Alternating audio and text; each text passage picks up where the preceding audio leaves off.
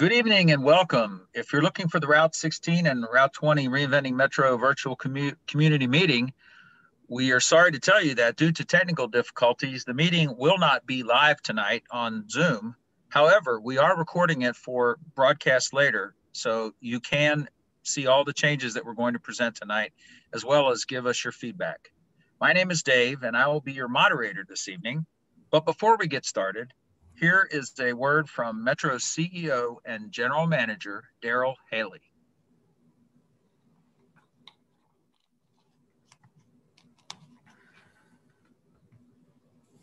Hello, I'm Daryl Haley, CEO of Metro. Thank you for joining us today. This is a very exciting time for us here at Metro. With the passage of Issue 7, it's now time to roll out the Reinventing Metro plan. The Reinventing Metro plan includes infrastructure improvements. It includes more frequent bus service. It improves improved customer amenities. Today, you'll hear a presentation about all of those exciting changes that are coming. Thank you for your help in Reinventing Metro. Together, we will usher in a new era for transit in Hamilton County. Thank you, Daryl. Now we'll go through a few housekeeping notes before we get started. Because this is not a live presentation, disregard any of the notices about asking questions. However, if you do have questions when you're viewing this on the recording, please send them to us at reinventingmetro@go-metro.com. We also invite you to follow us on social media at Cincinnati Metro on Facebook, Instagram, and Twitter. You can keep up to date on all of the latest happenings with Metro, including all the improvements that we're making with Reinventing Metro. We will also be sending everyone who was signed up to watch tonight's meeting an email that will include a link to a survey and instructions on how to get your free day pass. Please take that survey after you view the presentation because your feedback is extremely important. Also, if you complete the survey and give us your contact information, we will put you into a drawing for a free 30-day rolling pass, which is a valuable thing for bus riders. Now we're going to get to the presentation. I'd like to introduce Khaled Shamut, who is our Vice President of Strategic Planning and Development, who will be also getting some assistance from Mandy McAllister, who is our Operations Planner in our Service Planning and Scheduling Department. Folks, take it away. Thank you, Dave. And good evening, everybody, and thank you for watching this presentation, which is really very important to us that you watch the presentation, and equally important for us to hear from you. So as Dave mentioned, if you have any questions or comments, please do submit those, because these are really important to us to see, your reaction to these and get some input from you so we can make the appropriate adjustments. I'd like to start with talking a little bit about Reinventing Metro and what it really means. Reinventing Metro is really about driving the economic development for the county of Hamilton County. It is really about improving mobility for all in Hamilton County, whether residents or visitors to our county. Reinventing Metro is about attracting new businesses and employers to Hamilton County. It is to provide more access to more and higher paying jobs. It is certainly, Reinventing Metro is certainly about improving local and regional quality of life. So these are really the main goals and objectives of Reinventing Metro. And this is what Issue 7 was all about. It's the issue that was passed by the residents of Hamilton County back in May. And we certainly appreciate all the support that you have given us, especially in supporting this issue, which is critical for our region and our county. So now that the Issue 7 was passed, it is time to put it into action. And Reinventing Metro is all about that. And as you just heard me say, these are really the objectives of Reinventing Metro. It is about driving the economic development, the improving quality of life for the residents of Hamilton County, and providing better access to jobs and higher paying jobs. Now, next, please. In order to deliver on all of these objectives, really, we have to fix the transit system. The transit system is the catalyst to improving, all of the, to making sure that all of these objectives are met. And improving transit system, there are certain things that we have to do to achieve that. And basically, the four critical factors in transit include the frequency, amenities, span of service, as well as travel time. Frequency, we will be, as part of the overall Reinventing Metro plan, we will be improving the frequency on most of the routes, if not all of them. And what that means is buses will be coming more often, which means that people have to wait less for the bus. It also means better connectivity, transferring. If you're transferring from one bus to another, the transfer will be much faster. It also speeds the travel time, from one point to another, because there's less waste at waiting for the next bus. In addition to improving the frequency, providing more amenities is also critical to improving the transit system. And by amenities, we mean providing more benches, shelters, as well as other amenities such as trash receptacles, and improving the environment around the bus stop itself, whether it's sidewalks, concrete landing pad for wheelchairs, curb cuts, and all of that. So that's really part of improving that environment around the bus stop itself, in addition to the shelters and benches. And that's really important for people waiting for the next bus, protect them from the elements, and make it just more comfortable waiting for the ride. Span of service is also critical, and that means it's from the time the buses start running until they stop running at the end of the day or at night. We all recognize that the 8 to 5 schedule is not really the norm anymore. Quite a bit of people work second shift, third shift, as well as weekends. And we have to catch up with that. We have to provide more service in the evenings as well as on weekends, so that people can get to their jobs if they're working in during the night, but also on weekends, whether it's going to a job or visiting friends, family, or just shopping and so on. So we really have to provide more service throughout the whole day. The fourth element is the travel time. And we do recognize that the current system that we have is not really efficient.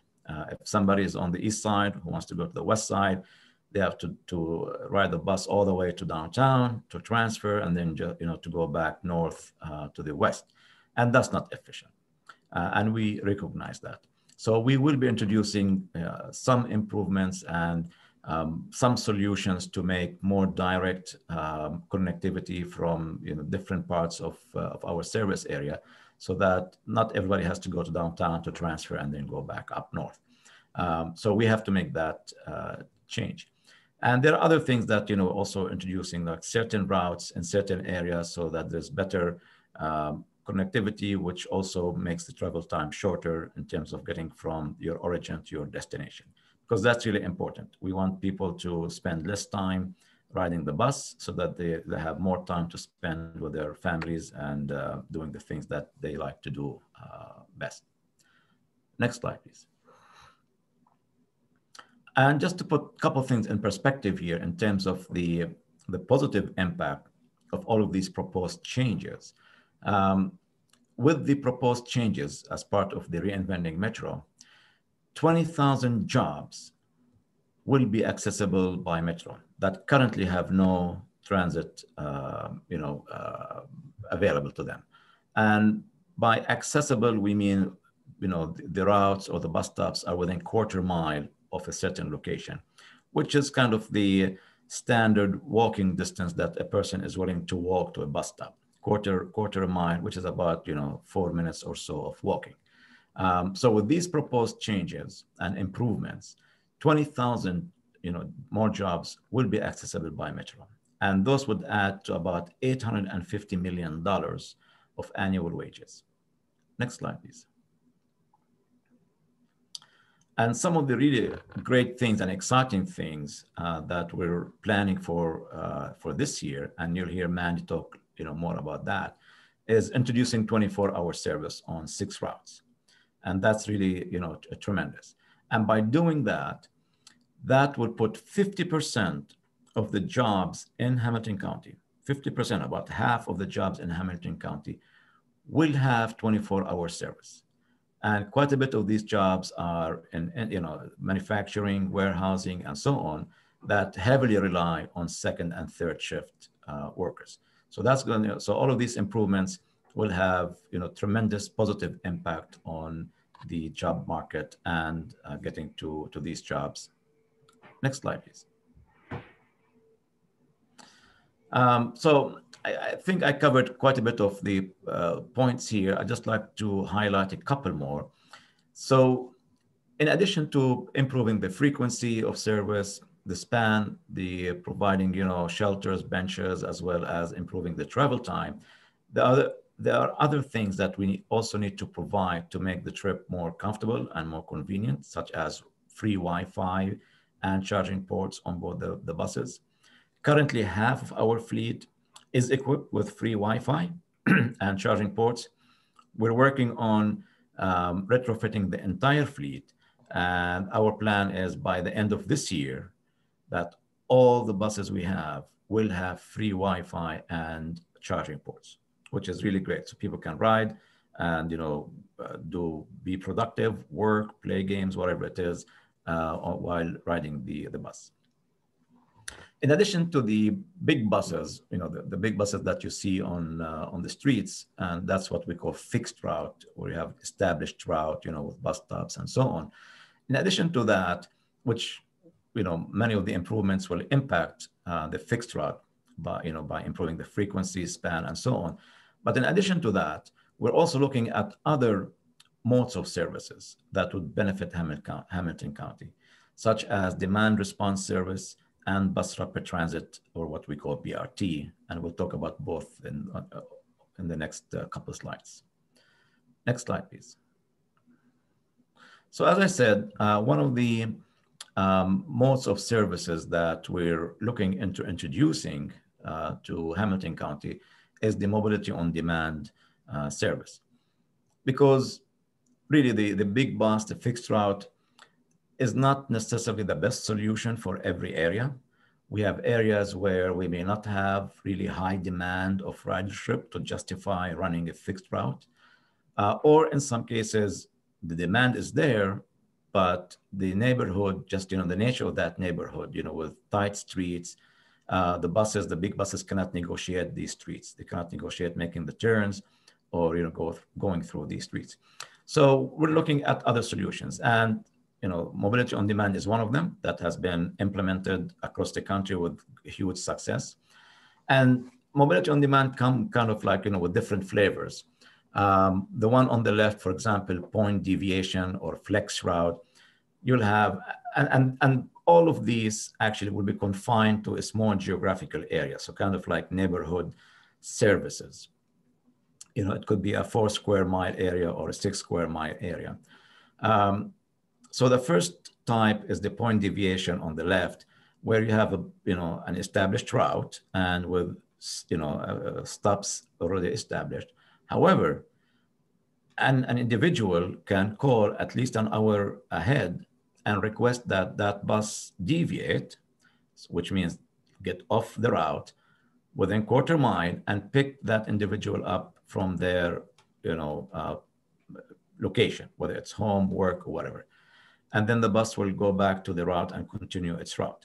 And similarly, the individual can request to be dropped off at their destination, the front door of their destination, as long as it is within 3/4 mile of that route. So that's really a great service. And it is a solution that we're looking into. The other type of mobility on demand is what we call anchored daily ride, where you have vehicles that will also pick up individuals from their starting point, again, home, work, shopping, and so on, but will only take them to a predefined destinations or drop-off points, such as a mall or a transit center, where they can connect with the rest of the fixed route system. The third type, the dynamic flex, is point to point, very much like Uber. So an individual is being picked up from their home and taken directly to their destination, shopping or work or school or what have you within that neighborhood. So these are the main types of mobility on demand. And we are studying these this year with anticipation that sometime next year, by middle of next year, we will have, we'll start implementing some of these in Hamilton County. Next slide, please. The other type of service that we're considering is the BRT, or bus rapid transit. On certain corridors, we may have some really high ridership, high demands for transit and so on. And we really need to make the buses go much faster along these corridors because they're carrying so many people. And also to get these individuals to their destinations in a much faster and safer way. And the BRT, the best implementation of a BRT, the most effective one, is to separate the buses from the rest of the traffic. As you can see in that picture, there is a concrete barrier between the bus and the vehicle. And what that does is, it gives the buses their own lane, so they're not interfering with the other vehicles, so they can travel much faster in their own lane to get people, to their destination faster and in a safe way. Typically, the BRT will come with, different type of vehicles depending on the demand. It could be the larger buses or, what we call articulated buses. They will have their own special stations just because of the demand is high. So we'll have many people waiting at these stations. And, typically we don't use shelters because they're not going to be big enough. So stations are designed for each of these locations to accommodate that demand, but also blend with its surrounding. Next slide, please. So there are 4 corridors that may be viable options for the BRT system. And these corridors are Montgomery Road, Reading Road, Hamilton Avenue, and Glenway. We will be studying all 4 in greater detail to determine which 2 of these 4 will receive the BRT first. So 2 of these 4 will have the BRT system implemented in first. Really, I mean, implementing a BRT system is very time consuming. It's a huge undertaking. It needs quite a bit of planning and the design, and then the construction and all of that. So the earliest we anticipate a BRT system will start running would probably be 2026 at the earliest. But again, we have to do our due diligence before we commit all of the resources to such a critical project. And the stations, I talked a little bit about the stations, but not necessarily all stations are the same. There are different types, different sizes, and so on, depending on the location. The stations near the park and rides, which are the red circles at the end of the line, will be designed slightly differently because the park and rides, there's not much going on there, versus a stop or station that's really in front of a major destination, whether it's a major shopping destination or a collection of employment centers, and so on, versus a station that what we call kind of like a neighborhood station, which typically would be smaller than the others. But all of that would be part of the planning and design effort that will start soon. Next slide, please. So you've heard me talk about all of these improvements, these great proposed improvements that we're bringing to you in terms of improving the frequency, the span of service, the amenities, improving travel time, as well as introducing these new type of services, that BRT, the mobility on demand, and so on. And we really have to deliver on all of that. We have to make sure that all of this is in place so that we can achieve the objectives of Reinventing Metro, which are, the things I talked about at the very beginning, which is, to improve the economy of the county, to attract businesses and employers, to improve the quality of life, and so on. And with that, I'm going to turn it over to Mandy, who's going to talk to you about the proposed changes in phase one, because really there's a lot to be done to improve our network and our system. And we just can't do everything at once. I wish we can, but it's just, humanly impossible, just because of the many improvements that we're planning. So we had to phase it into five stages. So this year we'll be implementing phase one, and then next year there's other major improvements, and then year three there's even more improvements, and so on. So Mandy will talk to you about the proposed improvements that will start June of this year. Mandy? Oh, could you put it back on the previous slide, please? Mandy, is your mic off? My mic is on, yeah, but okay. Now we hear you. It won't let me turn. Okay. Hi, I'm Andy McAllister. I'm the operations planner for Metro. I'm here to talk to you tonight about phase one's improvements that are starting in June of this year. We are making adjustments to 9 routes. 6 of those routes are going to get 24-hour service, which is great news because we have never offered 24-hour service before. Those routes are the Route 4, the Route 11, the Route 17, the Route 33, the Route 43, and the Route 78. Next slide, please. Tonight, we're here to talk about the Route 16 and the Route 20 specifically. The Route 16 goes along Spring Grove, goes through the North Side Transit Center, Winton Hills, Mount Healthy, and it services the Hilltop Plaza. It is getting expanded service from 4:30 a.m. to 10:30 p.m. on weekdays. It is getting an adjustment of 2 routes per hour during the peak frequency and midday frequency. The evening frequency is getting 1 route per hour. The Saturday hours are going to be from 6:30 a.m. to 10 p.m. and it'll have 1 bus per hour. Sunday, we are re-establishing it and it'll have service from 7 a.m. until 7 p.m. with 1 route per hour.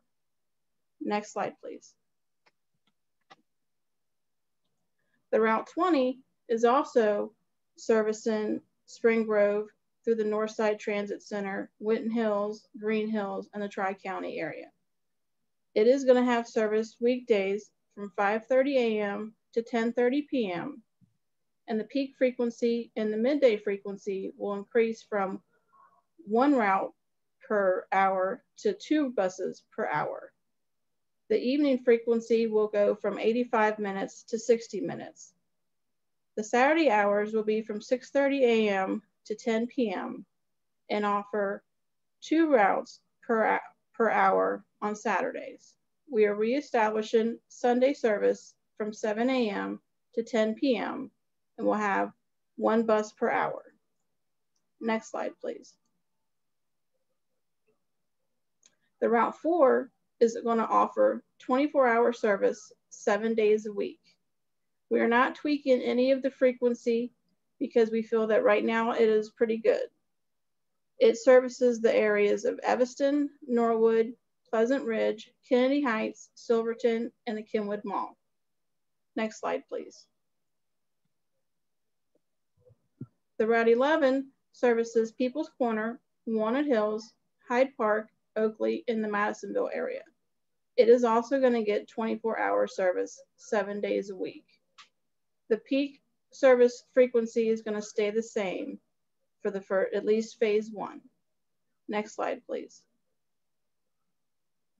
The Route 17 runs along Hamilton Avenue and services the areas of Mount Airy, Mount Healthy, Northgate, and Seven Hills. It is also going to have 24-hour service 7 days a week. The only change to its frequencies will be on Sundays. We're going to go from every 35 minutes to 15 minutes. Next slide, please. The Route 33 runs along Glenway and services Price Hill, Western Hills, and runs along the Western Hills Plaza. It is also getting 24-hour service 7 days a week. The only changes to frequency will be on Saturday. We're going to go from 25 minutes to 20 minutes. Next slide, please. The Route 43 runs along Reading Road and services the areas of Avondale, Bond Hill, Roselawn, Lockland, Evendale, Winton Hills. The Winton Hills branch will be added to the Route 46, which I will touch base on soon. The Route 43 is also getting 24-hour service. The frequency is being tweaked because we are taking the Winton Hills branch and adding it to the 46. Next slide, please. The Route 46 travels along Avondale, services the uptown area near the UC and Children's Hospitals, and it will be taking on the Winton Hills portion of the Route 43. Its services will be from 5:30 in the morning to 1 a.m. on weekdays, and the frequency is increasing from 20 minutes to 15 minutes for the peak. Saturday service will be from 5 a.m. to 1 a.m. The frequency will stay the same, and Sunday service will be from 6 a.m. to 12 a.m., and the frequency will stay the same. Next slide, please.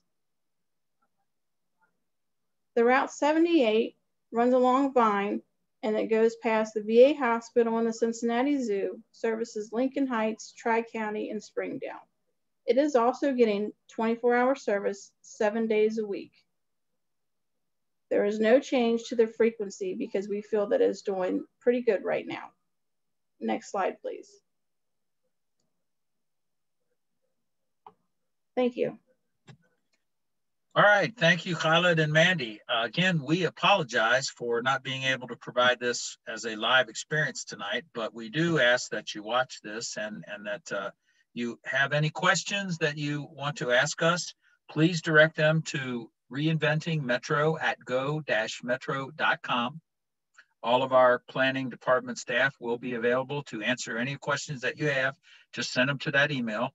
I also remind you to follow us on social media at Cincinnati Metro. We have accounts on Instagram, Facebook, and Twitter. You can stay on top of all of the developments with Reinventing Metro, as well as all the other Metro news. I also urge you to please take the survey that was also sent to you with the email with the link to this video. The feedback that you provide us is extremely important. And also, if you take that survey and give us your contact information, you will be entered into a drawing for a free 30-day rolling pass.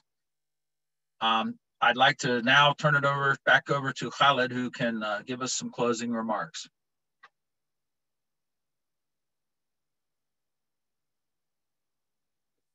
You're muted right now, Khaled. Thank you, Dave.